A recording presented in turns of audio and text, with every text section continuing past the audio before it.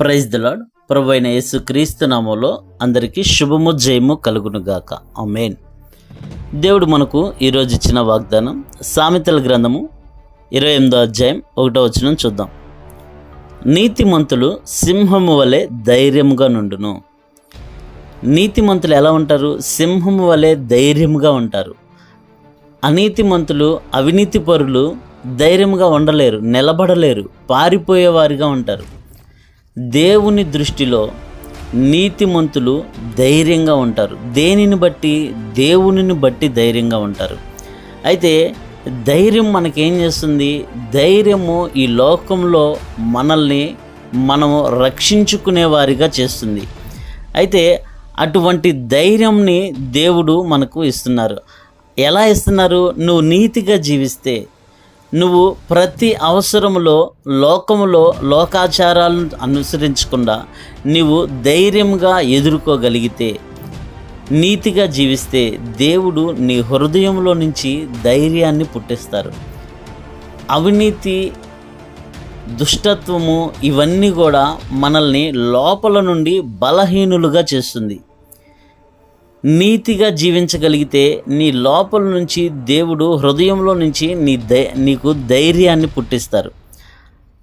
కాబట్టి నీవు నీతిగా జీవించగలిగితే, మనము ఎప్పుడైతే నీతిగా జీవిస్తామో అప్పుడు మన హృదయంలో ఒక ధైర్యం అన్నది దేవుడు కలగజేస్తారు. ఆ ధైర్యాన్ని నువ్వు కలగజేయాలి, దేవుడు కలగజేయాలి. ఆ ధైర్యం నీకు రావాలి అంటే 1 యోహాను 5వ అధ్యాయము 14వ వచనం చూద్దాం. ఆయనను బట్టి మనకు కలిగిన ధైర్యం ఏదనగా, ఆయన చిత్తానుసారముగా మనము ఏది అడిగిననో ఆయన మనవి ఆలకించునన్నదియే. అంటే దేవుని యొక్క చిత్తానుసారముగా మనం ఏది అడిగినా ఆయన మన మనవిని ఆలకిస్తారు. ఆ యొక్క వాక్యం మీద నువ్వు ఆధారపడితే నీకు పడిపోయే పరిస్థితులు వచ్చినాయి, కృంగిపోయే పరిస్థితులు ఉన్నాయి, నీవు లేవలేని స్థితిలో ఉన్నావు. నీకు ఆధారం ఏంటి?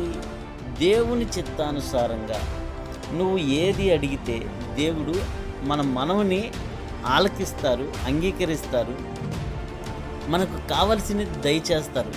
ఆ యొక్క ధైర్యము, ఆ యొక్క వాక్యం మీద నువ్వు ఎప్పుడైతే ఆధారపడతావో నువ్వు నీతిగా జీవించగలవు. మనుషుల్ని ఆశ్రయించు, మనుషుల సహాయం నువ్వు కోరవు. అందుకనే హెబ్రీయులకు రాసిన పత్రిక 13వ అధ్యాయం 6వ వచనం చూస్తే, నరమాత్రుడు నాకేమి చేయగలడు? అంటే మనుషులు మనకు చేసే సహాయం ఏపాటిది?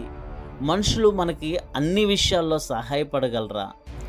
ప్రతి పరిస్థితుల్లో మనుషులు మనకి సహాయం చేయగలరా? మానవ సహాయం ఏపాటిది? దేవుని సహాయము ఎంత గొప్పది! మనుషుల సహాయాన్ని ఆశ్రయించగలిగితే నువ్వు ధైర్యం చెడిపోయి పారిపోయేవాడిగా ఉంటావు, నిలబడలేని స్థితిలో ఉంటావు.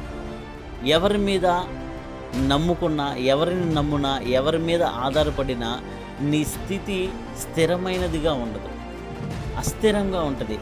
కాబట్టి నరమాత్రులు సహాయం నువ్వు కోరినప్పుడు పారిపోయేవాడిగా ఉంటావు, లేవలేని వాడిగా ఉంటావు.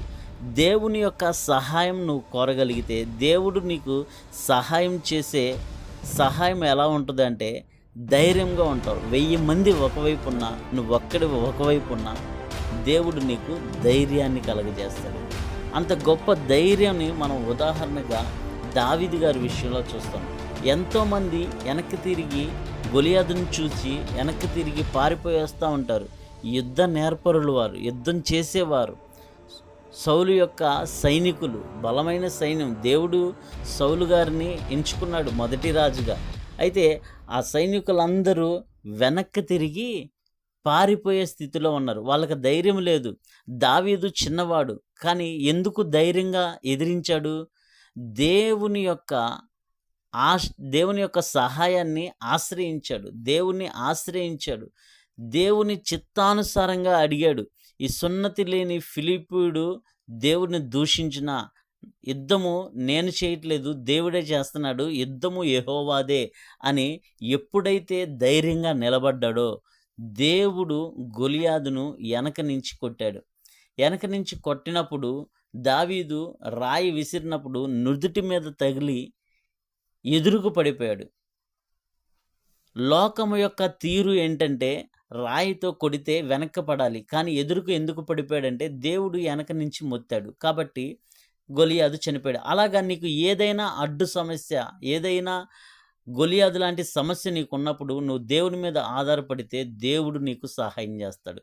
ఇట్టి సహాయం నీకు, నాకు, మన కుటుంబములకు దేవుడు దయచేయును గాక. ఆమేన్. ప్రభువైన యేసుక్రీస్తు నామములో సమస్త ఘనత, మహిమ, ప్రభావంలో తండ్రికే చెందును గాక. ఆమేన్.